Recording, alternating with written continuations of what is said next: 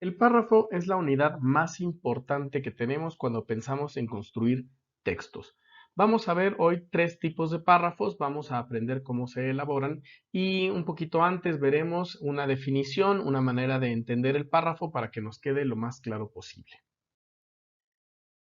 El párrafo es una unidad comunicativa, es decir, en un párrafo debe haber suficiente contenido para que yo me entere de algo.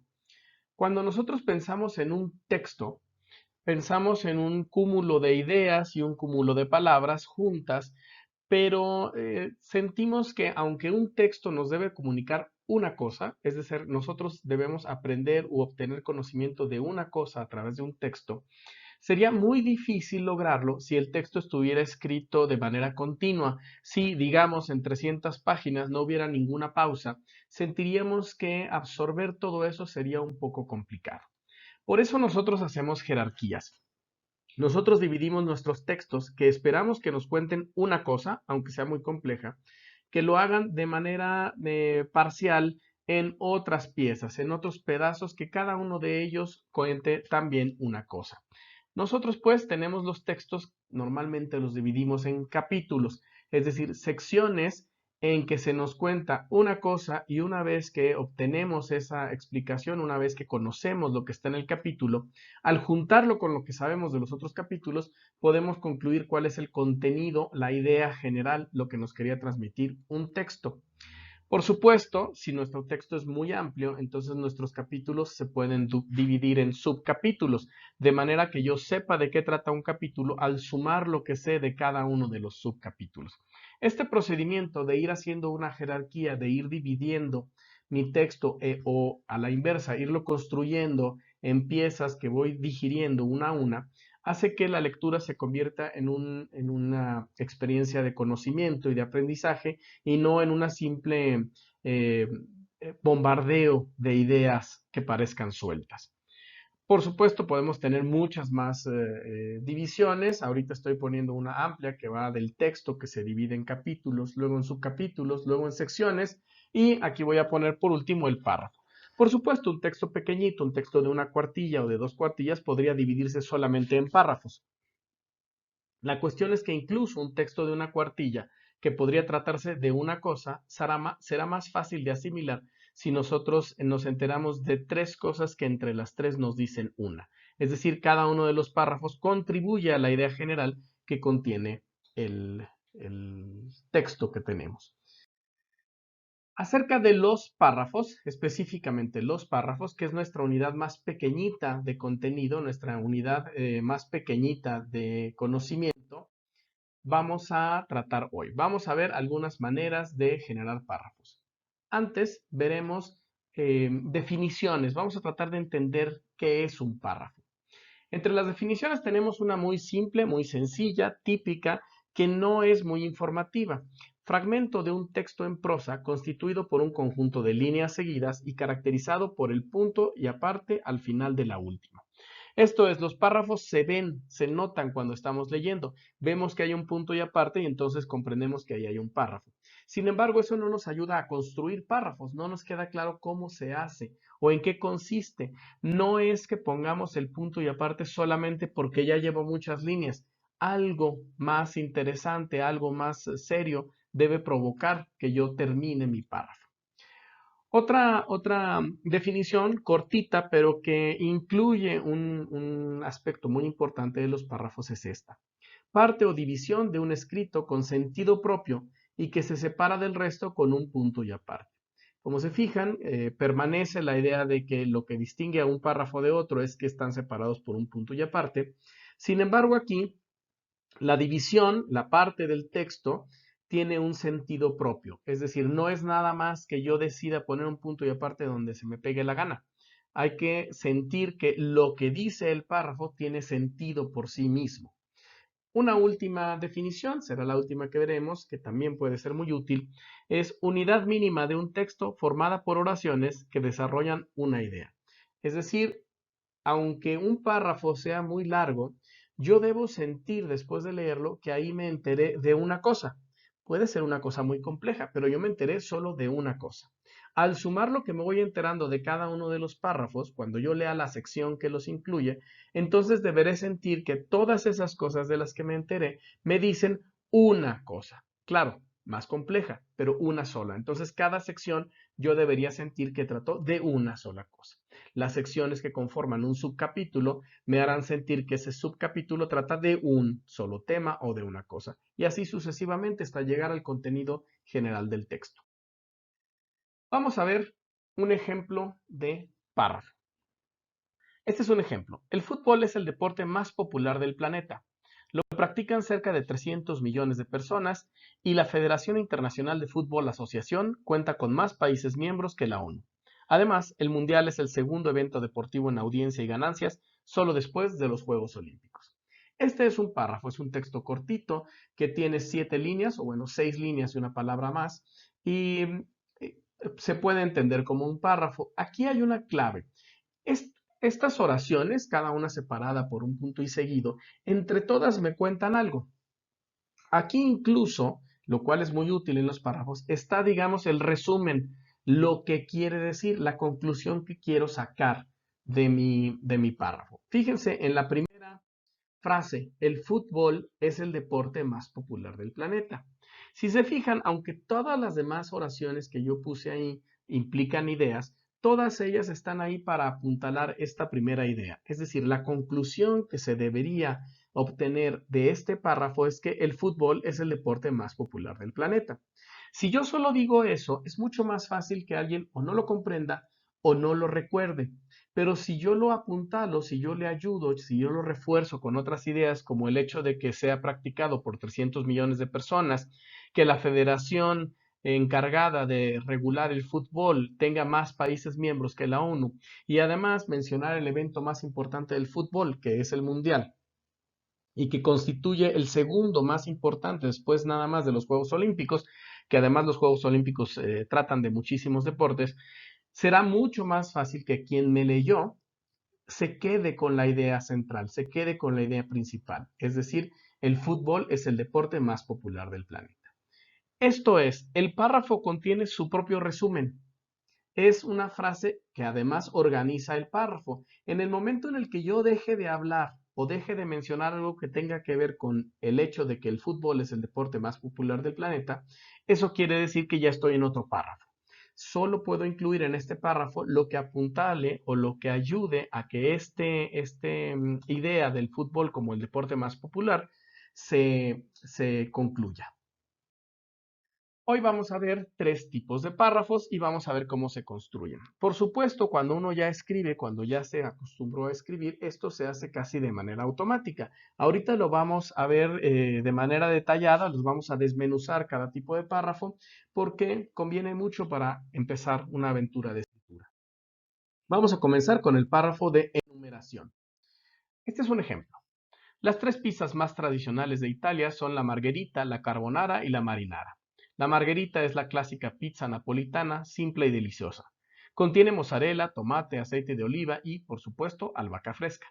La carbonara, originaria del Lacio, se adereza con huevo, panceta, queso y bastante pimienta negra. Por su parte, la marinara, también originaria de Nápoles, lleva solamente tomate, aceite de oliva, orégano y ajo. Ah, y no contiene mariscos. Este es un ejemplo de párrafo de enumeración. Ahora lo vamos a analizar un poquito más detalladamente.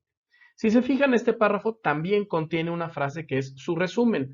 Es decir, aunque yo describo cada una de estas pizzas, básicamente lo que yo estoy intentando que mi lector obtenga después de leer mi párrafo es este conocimiento, que hay 3 pizzas que son las más tradicionales de Italia e incluso que se sepa los nombres, o yo eso es lo que busco, que sepa que la margherita, la carbonara y la marinara son las pizzas más tradicionales de Italia. El resto de mi párrafo no es que sea irrelevante, es que sirve para reforzar la primera idea. El resumen del párrafo es asimismo la idea principal. Fíjense, aquí la tenemos y lo que hice en este caso es mover la frase que organiza el resumen, lo pasé hacia abajo. Esto provoca un efecto distinto. Sin embargo, si yo no incluyo esta frase, mi párrafo puede quedar un poquito volando. Es decir, mi lector puede sentir que no sabe hacia dónde voy. Si yo leo la margherita, es la clásica pizza napolitana, simple y deliciosa, contiene mozzarella, tomate, aceite de oliva y, por supuesto, albahaca fresca. La carbonara, originaria de Lacio, se adereza con huevo, panceta, queso y bastante pimienta negra. Por su parte, la marinara, también originaria de Nápoles, lleva solamente tomate, aceite de oliva, orégano y ajo. Ah, y no contiene mariscos. Estas son las tres variedades de pizza más tradicionales de Italia.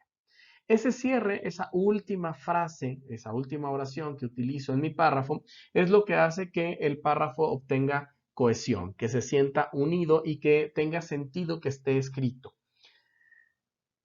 ¿Dónde voy a poner yo mi frase? ¿Cuál voy a hacer? Bueno, esa es la libertad del escritor, pero no hay que olvidar que para hacer un texto comunicativo eficiente, lo mejor es que exista la frase.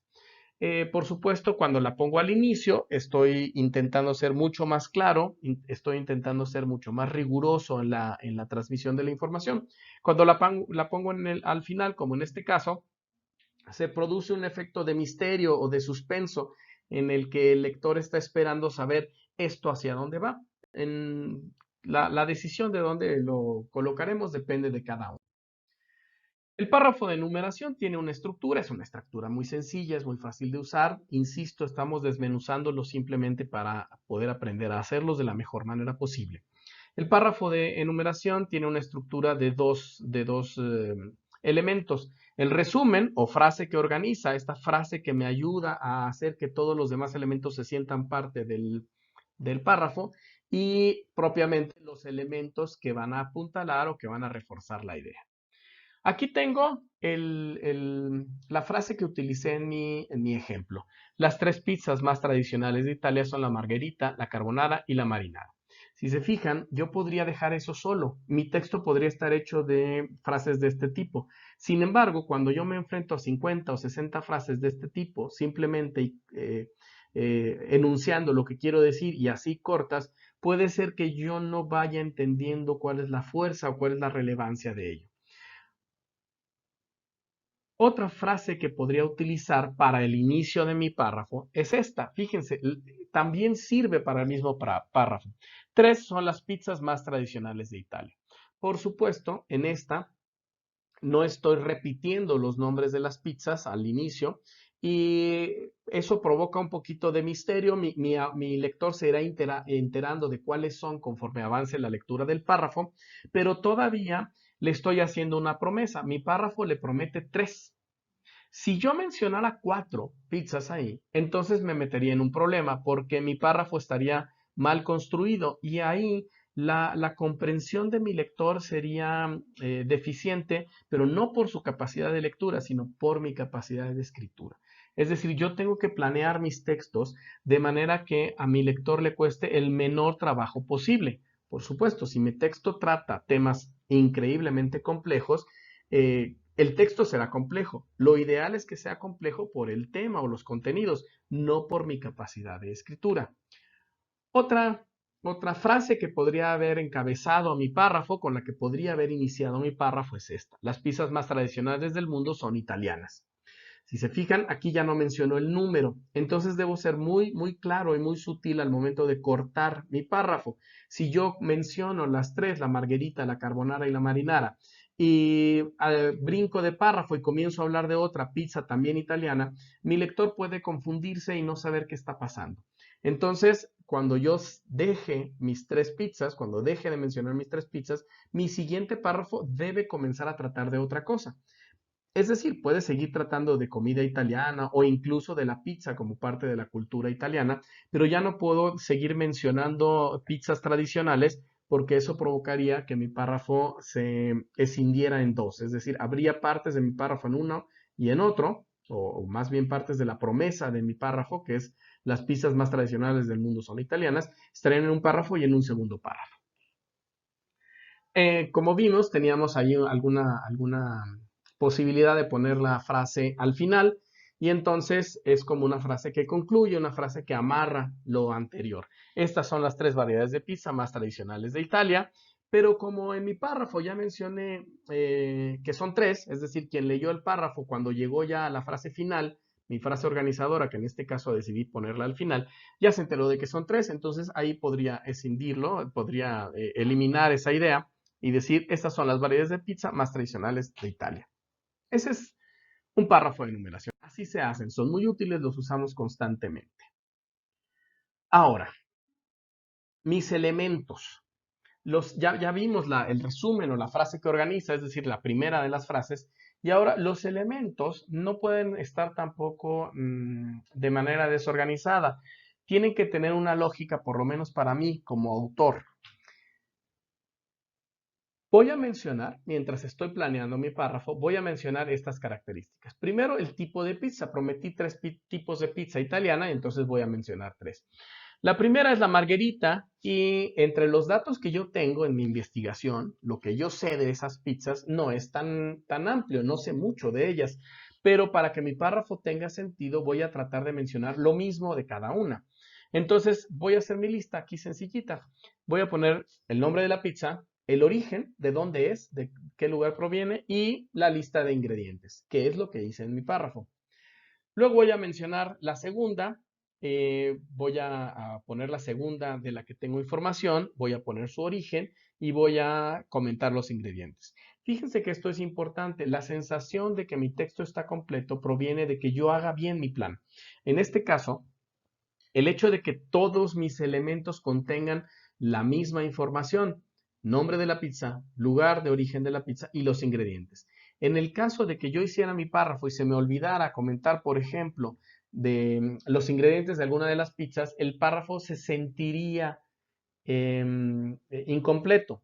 Por supuesto, estoy dando un ejemplo muy sencillo, este de las pizzas, pero piensen ustedes en textos mucho más complejos, relevantes para su área de estudio, en la que mis párrafos fueran un poquito más largos o más complejos o contuvieran explicaciones de términos especializados.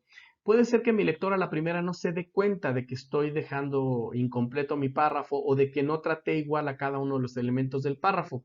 Y esto, de nuevo, provocará que mi lector sienta que no está entendiendo e incluso se atribuya a sí mismo por su capacidad de lectura el hecho de que no entiende, cuando es muy probable que la dificultad de comprensión provenga de que yo lo escribí mal. Mi último elemento es la marinara. La marinara también es de Nápoles. Ahora, ¿por qué decidí poner salteadas las pizzas de Nápoles? Bueno, es que aquí tuve que tomar una decisión. La margherita es la más popular, la carbonara es la segunda más popular y la marinara es la tercera más popular en Italia, de acuerdo con algunos estudios. Entonces, el orden en el que yo los puse tiene que ver con la popularidad. Por eso en mi párrafo tuve que mencionar que la marinara también era originaria de Nápoles, porque ahí hubo una especie de salto. Tengo la primera de Nápoles, la segunda de Lacio y la tercera de Nápoles, y esto podría provocar un saltito ahí conceptual a mi lector. Sin embargo, en el momento en el que yo decido poner en orden mis elementos, yo decidí ponerlos por orden de popularidad, aunque por supuesto que podría haberlos puesto juntos los de Nápoles y aparte el de Lacio. Podría haber comenzado con la de Lacio y podría haber mencionado después las dos de Nápoles. Esto, de nuevo, es un poco de libertad para el autor, pero una libertad ejercida a conciencia. Es decir, hay que tomar la decisión de por qué lo hago. Esto se va a sentir, se va a notar en la escritura. Ahora vamos a ver el párrafo de comparación. De nuevo, los párrafos son sencillos, son fáciles de hacer, los estamos haciendo conscientes, estamos haciendo consciente el proceso de elaboración. Esto no quiere decir que tengamos que hacer toda esta estructura cada vez que hagamos un párrafo, pero al inicio, cuando estamos entrenando, cuando estamos aprendiendo a escribir, pues es útil, funciona. Un ejemplo de párrafo de comparación. Las novelas y las películas tienen en común el gusto por contar historias, aunque lo hacen de manera distinta. Las novelas construyen personajes, escenarios y acciones con nada más que la palabra, mientras las películas recurren a los actores, el diseño de arte y los movimientos de cámara. Por su naturaleza, la literatura permite que entremos a la mente de los protagonistas y conozcamos cada pensamiento suyo. El cine, en cambio, apela a la expresión corporal de los actores, a la música y a la iluminación para darnos a conocer el mundo subjetivo. Por último, la lectura es típicamente un acto íntimo y el cine tiene un carácter esencialmente social. lo cual implica una diferencia sustancial en la relación del espectador con la obra. Este es un párrafo en el que estamos comparando dos elementos, las novelas y las películas. Las estamos comparando a partir de una similitud y las estamos comparando a través de las diferencias que existen. De nuevo, aquí tenemos la frase, una frase que es la promesa de lo que tratará el párrafo. Y además es, asimismo, el resumen del párrafo. Las novelas y las películas tienen en común el gusto por contar historias, aunque lo hacen de manera distinta. Ahí está. Es muy fácil. Hacen algo similar, cuentan historias y tienen medios distintos para hacerlo. Eso es algo, esa es una conclusión que a mí me gustaría que mi lector tuviera. Por supuesto, lo que viene a continuación es la ampliación de esa comparación para que esto de que lo hacen de manera distinta me quede claro como lector. El párrafo de comparación tiene una estructura distinta al párrafo de numeración. El párrafo de comparación está hecho de un resumen también, el resumen o la frase que organiza, y en este caso utilicé la primera que tengo aquí. Las novelas y las películas tienen en común el gusto por contar historias, aunque lo hacen de manera distinta. Podría haber puesto otra que funcionaría para el mismo párrafo. Las novelas y las películas cuentan historias de manera distinta. Es la misma frase reducida, un poquito más concentrada. Y por último, aunque pueden haber montones de variaciones, literatura y cine son dos formas distintas de contar historias. Es más o menos lo mismo. Ahora, ¿cómo se elabora? ¿Qué hay que tomar en cuenta para que un párrafo de comparación funcione? Bueno, esta tablita nos dice qué es lo que hice. Si se fijan, en la parte de arriba puse los elementos que voy a comparar y en la columna de la izquierda puse los criterios de comparación. ¿Cómo lo voy a comparar? Entonces, si quiero hacer un buen párrafo de comparación, lo ideal es que ambos elementos, novelas y películas, tengan alguna característica referente a los criterios de comparación que estoy utilizando. Si no, entonces tampoco estoy haciendo un buen párrafo de comparación. Siendo muy burdos, no puedo comparar peras con manzanas, ¿sí? No puedo poner en la misma canasta peras y manzanas. Aquí pues necesito poner puros criterios de comparación sobre los que tenga información para mis dos elementos. Recursos. ¿Con qué recursos cuentan las historias, las novelas? Pues con la palabra. ¿Con qué recursos cuentan las historias, las películas? Pues con actores, con diseño, con movimiento, ¿no? Con diseño de arte y con movimientos de cámara o incluso de los mismos actores. La subjetividad, ¿desde dónde se aborda la subjetividad? ¿Cómo me entero yo de la subjetividad de los personajes? Bueno, en las novelas, debido a que son por la palabra, tengo un acceso libre, puedo conocerlo. Claro, esto depende del autor. Hay autores que nos dejan entrar hasta la cocina en la mente de nuestros personajes y hay autores que nos mantienen alejados de la conciencia de los actores, de los protagonistas, perdón.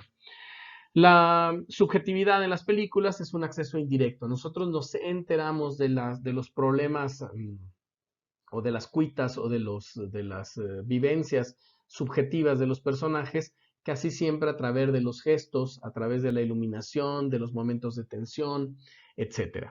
Por supuesto, también existe el criterio, el recurso de la voz en off, donde el personaje habla y dice lo que está pensando, pero no es el recurso más cinematográfico. Ese sería un recurso literario usado en una película.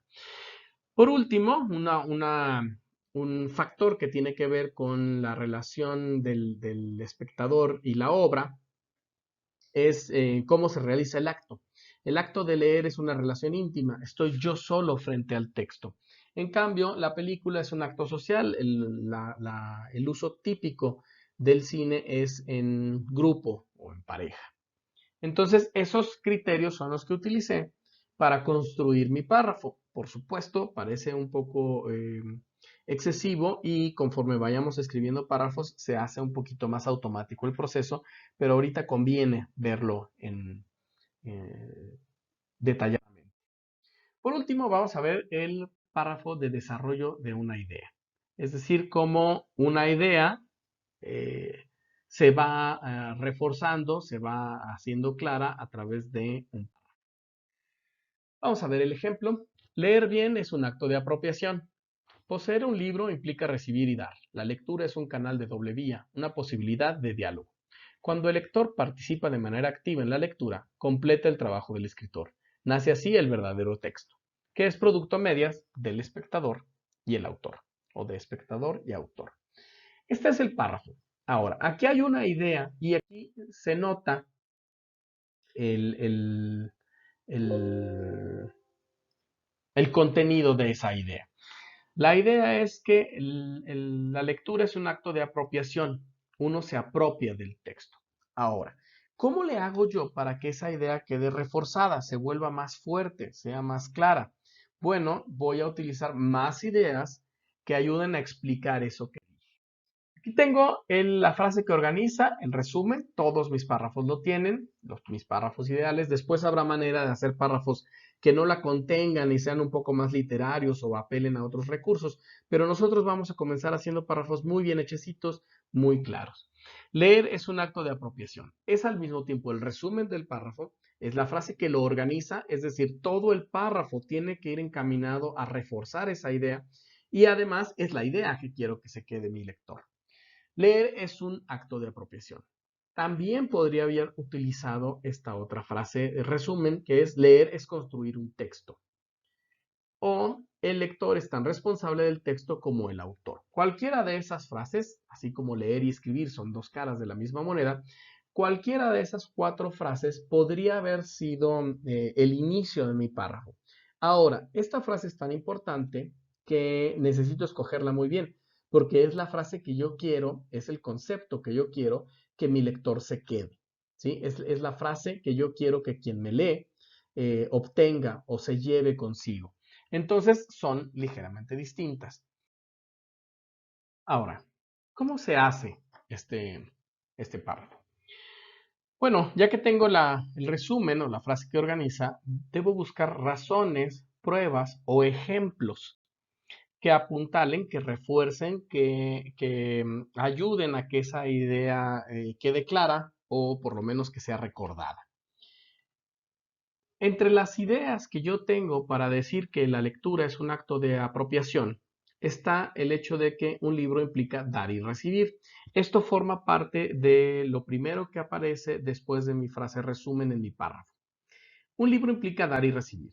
Además, por ahí haciendo mi lista de ideas, planeando mi párrafo, me acordé de que esto implica decir que se trata de un canal doble, es decir, es una ida y vuelta. Mucha gente supone que la lectura simplemente es una especie de vaciamiento de parte del autor hacia el lector, pero el lector también participa, el lector tiene que esforzarse, al grado de que se siente como un diálogo, parece que se estuviera conversando.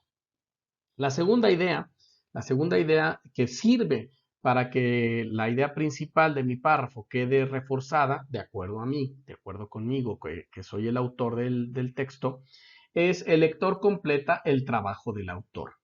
Eh, el autor pone una parte, pone las palabras, pone las sugerencias, pero el lector también tiene que poner una parte del esfuerzo, también tiene que contribuir porque la lectura no llena todos los espacios, los colores, incluso el rojo que mencione el autor, no va a ser idéntico al rojo que yo como lector ponga. Claro, esto implica que haya un lector activo, un lector que participe de la lectura, un lector que se esfuerce, no un lector que simplemente está esperando a ver qué pasa con lo que le diga el autor. La escritura y la lectura se complementan. A partir de las dos ideas anteriores, llego a la conclusión también, contribuye esta idea. La escritura y la lectura son un acto complementario, así pues el texto propiamente, solo existe cuando se realiza la lectura, es un producto de ambas actividades. Escribir y leer implican la creación del texto, porque un libro, por ejemplo, que no ha sido leído, pues difícilmente puede ser llamado texto porque no se ha complementado, no ha cumplido su función. Bien, esas son las tres párrafos que veremos el día de hoy. En la próxima sesión veremos algunos otros párrafos y haremos otros ejercicios.